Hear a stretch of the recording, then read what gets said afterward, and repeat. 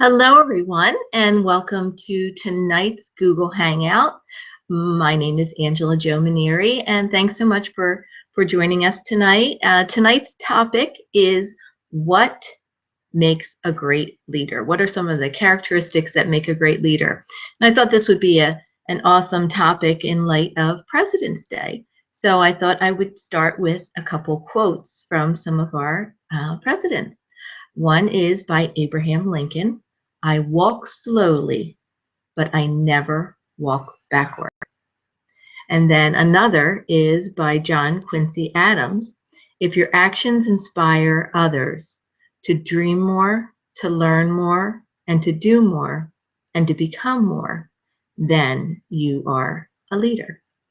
So there's so many different definitions of leadership, and one great definition is that leadership is the art of leading others to deliberately create a result that wouldn't have happened otherwise.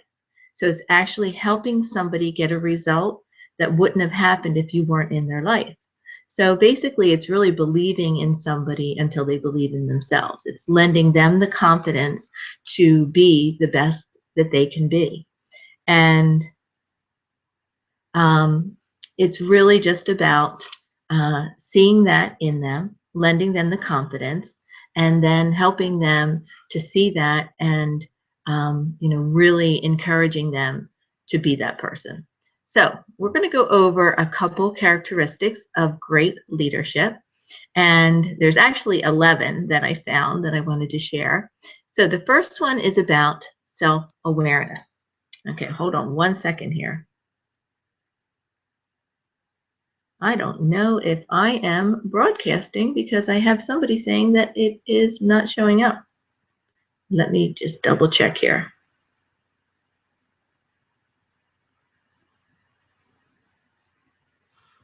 Okay, we will see. Love technology when it works. Okay, but I'm just going to continue here. So the first one is self-awareness. And self-awareness is so important because it's about having that intimate knowledge of your inner emotional state. You know your strengths and you know your weaknesses. So it's really taking an inventory of yourself and knowing what those strengths are, and also knowing where you need areas for improvement. You know kind of what you're working in when you're working in your strengths and when things aren't that comfortable as well. And you can kind of tell when you're walking in your purpose and kind of walking in those things that you're naturally good at, and you're more inclined to know that they're your strengths and that you're more comfortable in, things just seem to flow. But then when you're walking out of that comfort zone, or not even the comfort zone so much, but not really walking in your strengths, then it becomes a little bit more uncomfortable. So to know yourself, including your capabilities, your limitations, and then to be able to push yourself, though, to maximize your potential as well. The next is self-direction. Self-direction is your ability to direct yourself effectively and powerfully. You know how to get things done, how to organize tasks, and how to, ready for this one, avoid procrastination.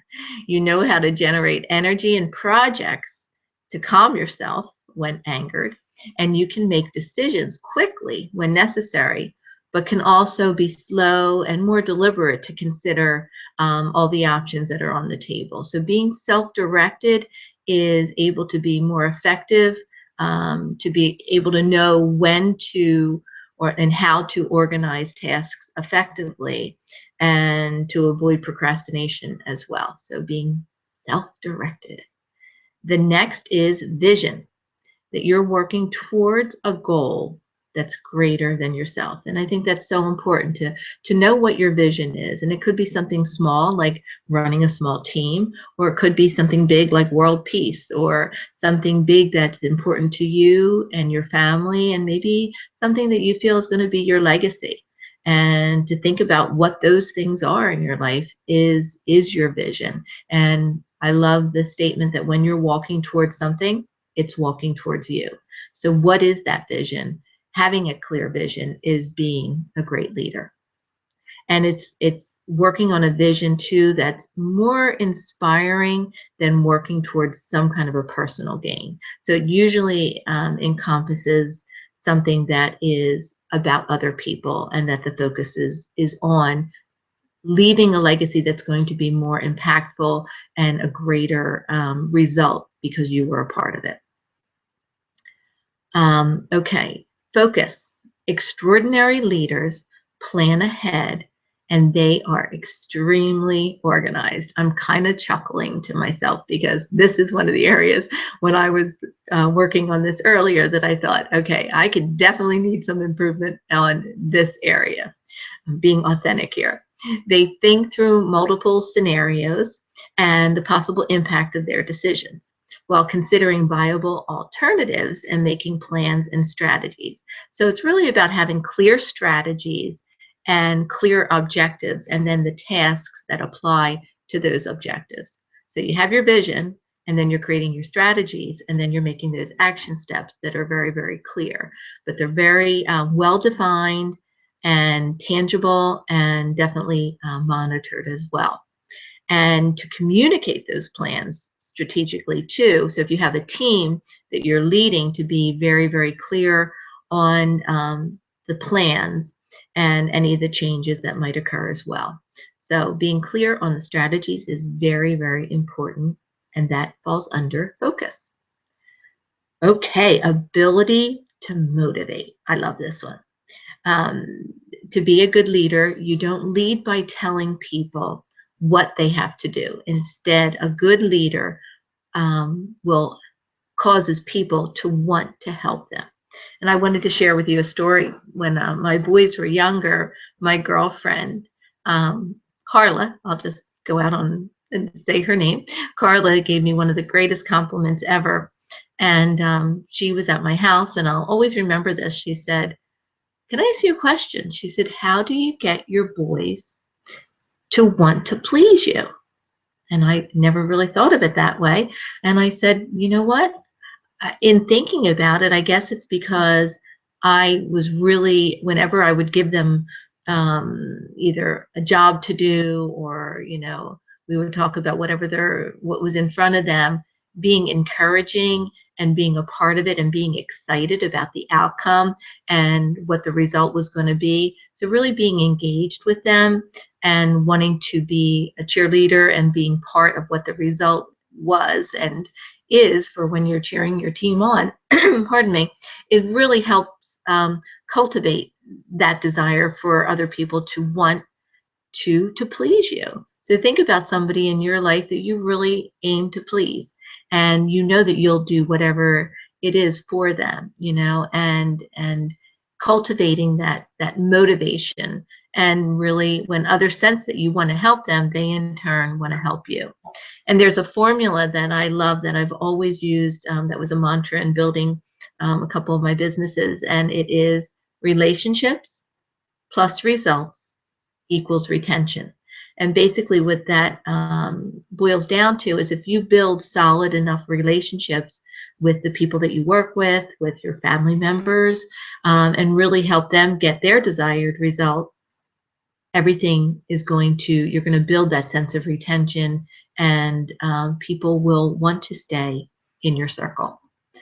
Another quality or characteristic is empathy. And I love this one because empathy, there's 5 levels of listening skills, and I love the fact that to really train on this, I'll do this in another hangout about the 5 different levels. But the 5th level of listening is empathy. And basically what empathy means is to listen with an intent to understand, to really listen and be present with people, to understand what they're coming from, where their challenges are, what their goals are, what their whys are, and really listen with an intent to understand what they're all about. And that is a true leader, a true characteristic of great leadership. Extraordinary leaders praise in public and address problems in a private atmosphere. And they guide their people through challenges, but always are mostly focused on the solutions to the problem versus the problem itself. And how are we going to move forward with this instead of staying stuck in the problem? So very action oriented, but in order to get to that action and to that result, it starts with empathy. It's really listening to the person with an intent to understand. Another is accountability. Accountability. Extraordinary leaders take responsibility for everyone's performance, including their own. So that's why it always says a great leader leads by example, and the speed of the leader determines the speed of the pack. When things are going well, they praise. And then when problems arise, they identify them quickly, they seek solutions, and then they get things back on track quickly. So being accountable to yourself and to others, and taking that responsibility as well is very, very key. Confidence. I always love the like a cycle where it's, if you have confidence, it breeds success, and then success breeds confidence. So it's really a cycle that relates to confidence, because the more confident you are, the more successful you are. And then when you gain success, you're going to be more confident. So it really flows into each other. So not only are the best leaders confident, but their confidence is contagious. Don't you love when you're around people that are confident? You just really want that to rub off on you, and you can feel that energy, and you want to be around that person. So people are naturally drawn to people who are confident. They seek their advice, and they feel more confident as a result. So, my mom always used to say, tell me who you hang with and I'll tell you what you are. So being confident is very important as a good leader, because then you can lend that confidence to others. And then when challenged, you don't give in too easily. You kind of, you have a stronger backbone, and you know where you're coming from, and you come from a place of strength. And I love that. When you come from a place of strength, you really lend that to other people as well. Okay. Optimism. Optimism, the very best leaders are a source of positive energy. They communicate easily. They are intrinsically helpful and genuinely concerned for other people's welfare. And they always seem to have a great solution, and always know what to say to inspire and reassure. And versus being critical of others, they try to avoid that, and finding the best in each person, and avoiding pessimistic thinking as well, and always trying to gain consensus and get people to work together efficiently and effectively as a team. So very, very optimistic and positive is a good trait of a leader. And but on that same note, you definitely have to know when there is a need for constructive criticism, or maybe just tweaks that you can share for ways to encourage people to maybe go a different direction if they're not gaining the results that they want. Okay, honesty. Strong leaders treat people how they want to be treated. And I always love to refer to the platinum rule. And the platinum rule is treat others as they want to be treated. Great leaders are extremely ethical, and believe that honesty, effort, and reliability form the foundation of success.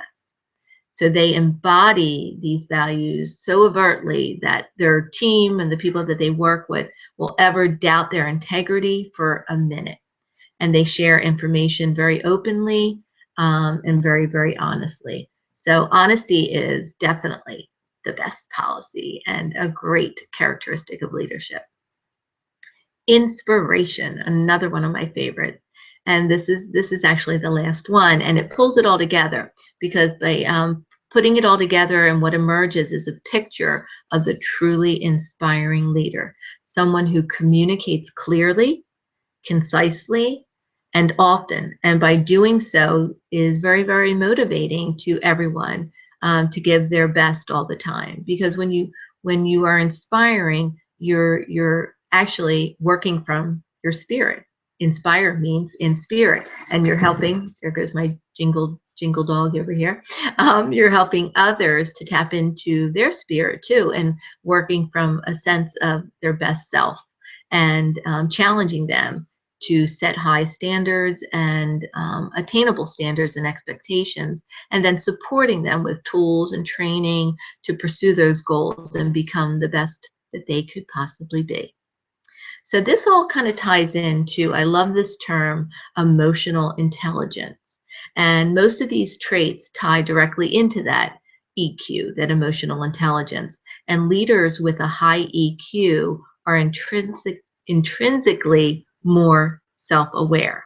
So that's where that ties full circle back to that self-awareness, to really know who you are and to know thyself before you will be able to know other people and be able to work with them in that leadership role. Okay. But really, we all have that, the ability to lead. It's just really, I feel that when we know ourselves better and identify with our strengths, our weaknesses, and our vision and what we want, and to know who we are, then we'll be able to lead others to actually be the best that they can be.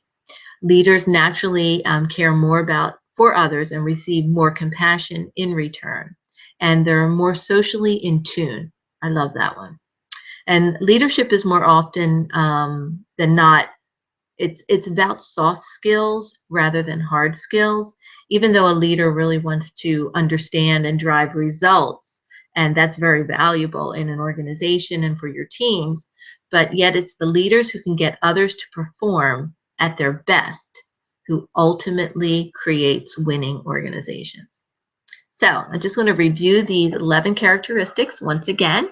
If you want to jot these down, if you didn't jot them down as we were going along, because I want to give you something to do afterwards and leave you with a little call to action here.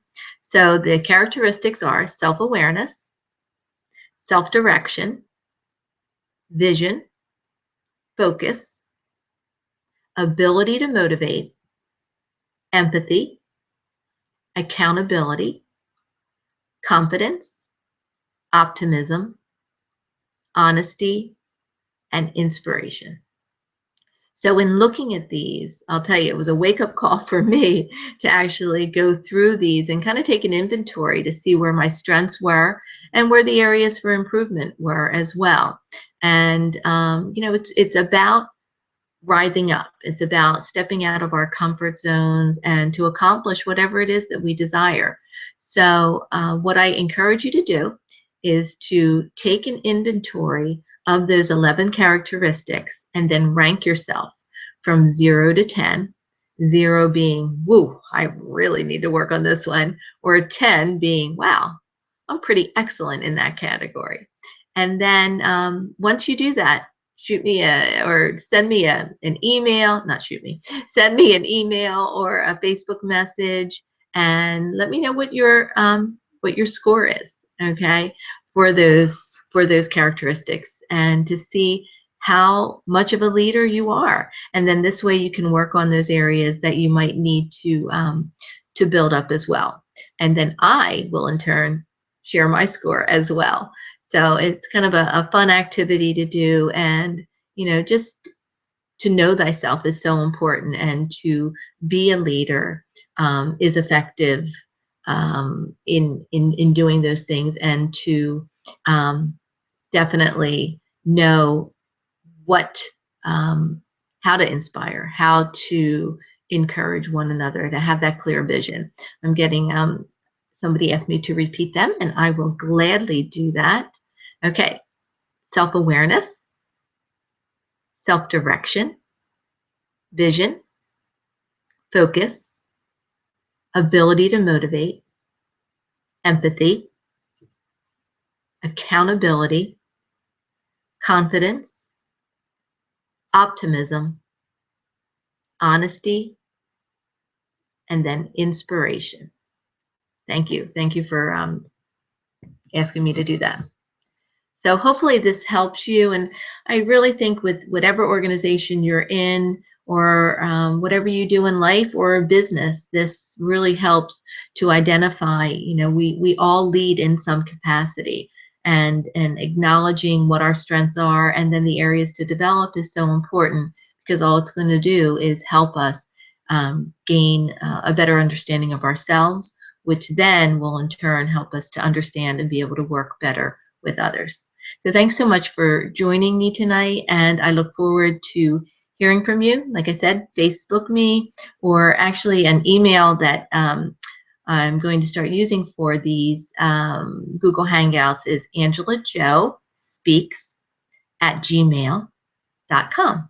So if you want to just send me an email on how you scored on these, and then I'll share mine, and we can encourage each other to be the best leader that we can be. Hopefully you have a great night.